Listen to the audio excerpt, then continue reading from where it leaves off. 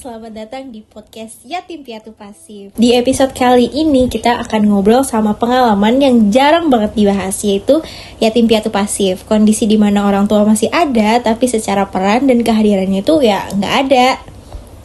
Episode ini bukan untuk menyalahkan siapapun, tapi untuk berbagi cerita, refleksi, dan mungkin jadi ruang aman buat teman-teman yang punya pengalaman serupa.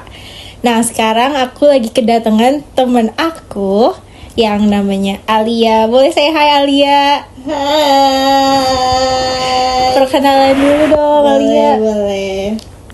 Kenalin, nama gue Alia.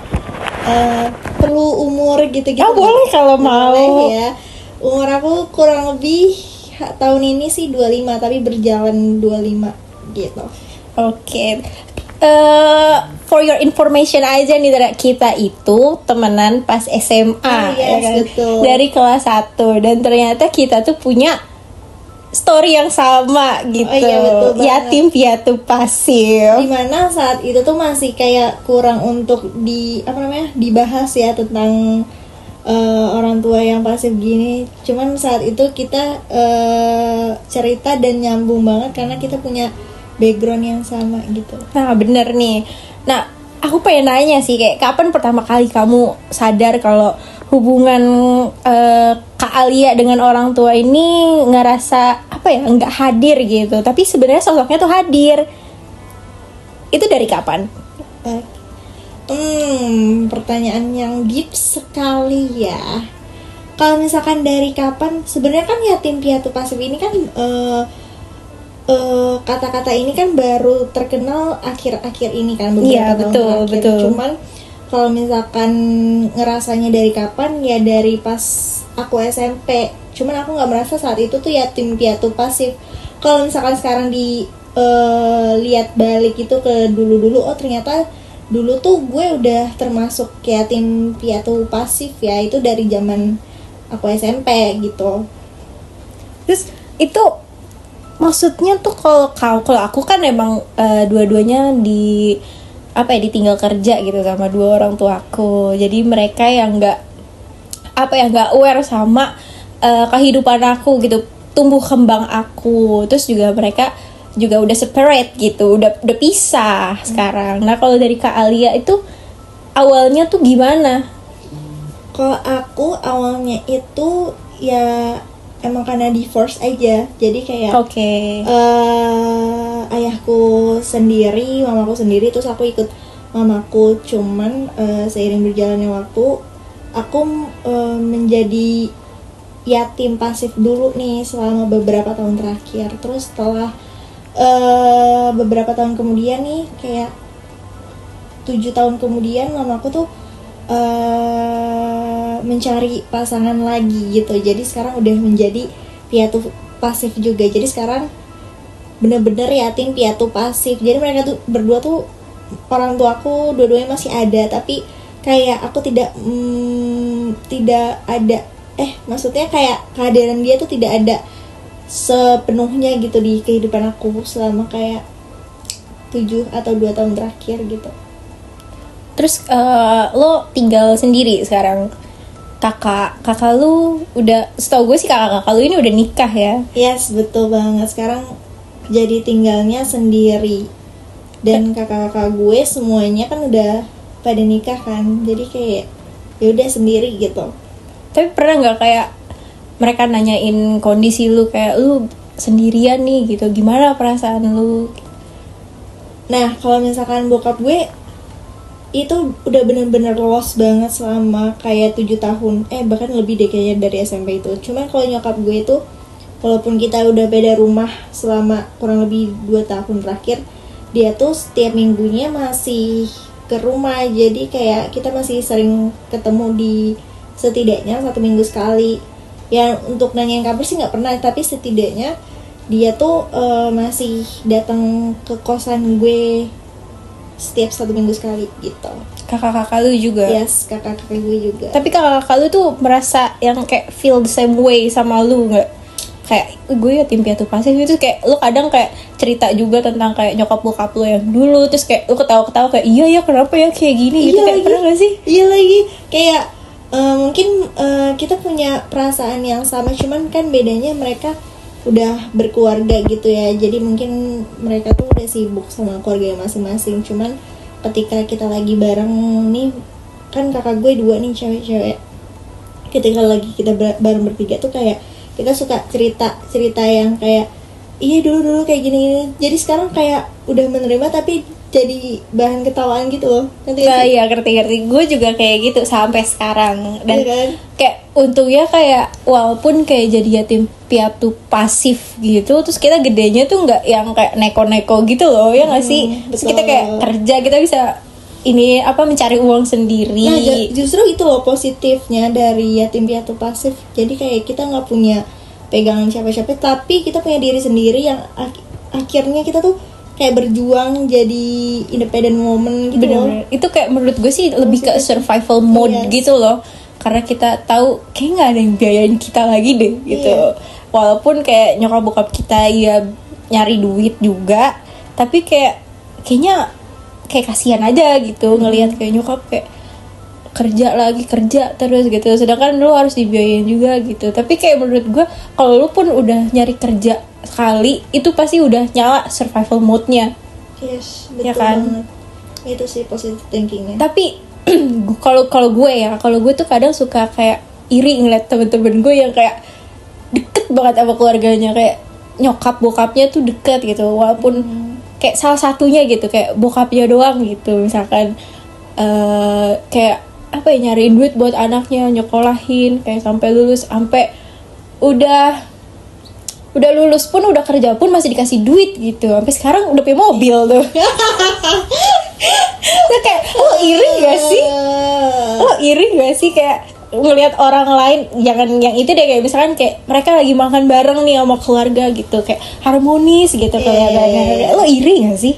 Sebenarnya tuh pengen banget kayak rasa-rasa biayain aku dong gitu kan. Iya betul banget. Tolong biayain aku, beliin aku ini itu gitu ya, untuk kebutuhan kita. Cuman kayak balik lagi, ternyata ya itu kita nggak bisa berharap sama manusia ya, termasuk sama orang tua kita sendiri. Jadi kayak ya udah, hidup emang perlu dijalani saja ya gitu. Lu pernah ngerasa nggak kayak lu tuh harus menemukan figur pengganti peran orang tua gitu di hidup lo? Karena kalau sejujurnya gue tuh mencari itu di pacar gue. Iya sih. Kayak bener-bener kayak father figure gitu tiba-tiba pacar gue. Nah kalau nyokap sih ya nggak terlalu ya, gue mau nyari di mana kalau nyokap. Tapi kalau misalkan kayak cowok gitu kan, gue masih bisa nyari di cowok gue. Walaupun ya sebenarnya nggak baik sih, cuman kayak lu ngerasa kayak lu tuh dari kecil lu nggak disayang gitu loh, kayak lu nggak menerima kasih sayang bokap lu, terus lu nyari cinta yang lain ke orang lain gitu. Terus jadi kayak jadi kadang tuh kayak pengen tolong nikahin aku, terus tapi kadang kayak takut sama kayak orang tua lu.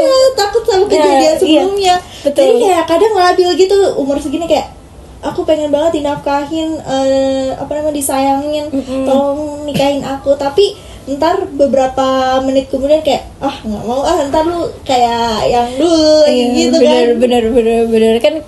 Gue juga sempet kayak lu ngobrol-ngobrol nggak kayak sama pacar lu kayak terbuka gitu, kayak orang tua gue tuh kayak gini gitu.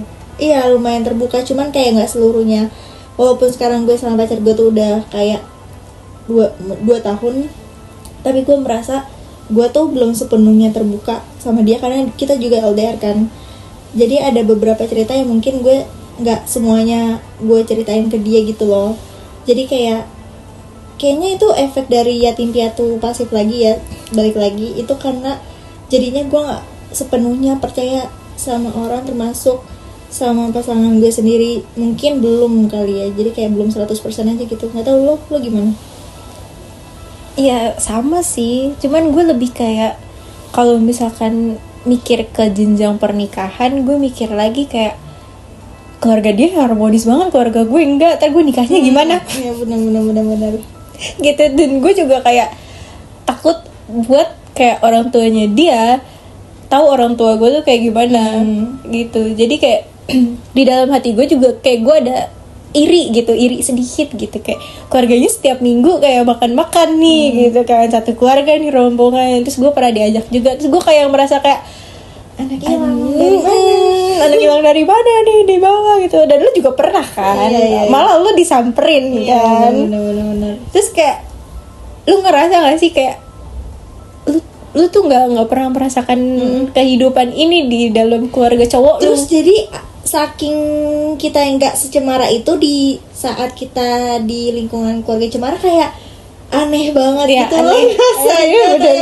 Bener. Ih gak mau gitu, saking udah kelamaan sendirinya gitu. Nah, iya bener sih, lo lama ya.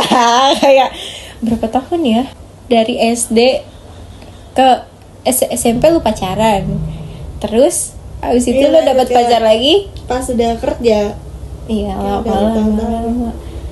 Terus kalau misalkan ngomongin ke versi diri lo yang lebih muda, yang masih kayak lu belum tahu lu mau ngapain gitu di hidup lo, tapi lu masih merasa sedih karena lu punya orang tua yang sibuk gitu lo, nggak mikirin diri lo juga, kayak apa yang mau lo katakan sama versi kecil lo? Wow, oh my god, gue nggak pernah ada dalam bayangan gue akan memikirkan ini, karena baik lagi kalaupun nanti ada kehidupan lainnya, kayaknya gue juga ya gue nggak apa-apa dihidupkan lagi seperti ini, karena gue merasa ternyata gue survive loh hidup sendiri gitu.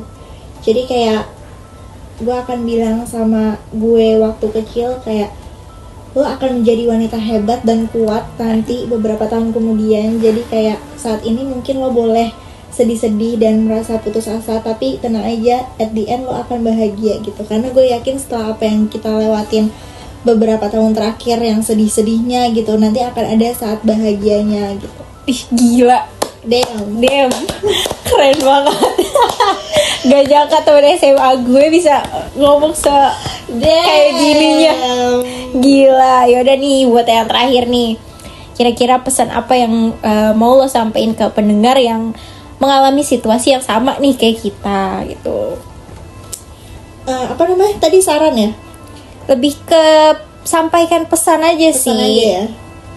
Pesan pokoknya untuk yatim piatu pasif atau yatim doang atau piatu doang gitu ya.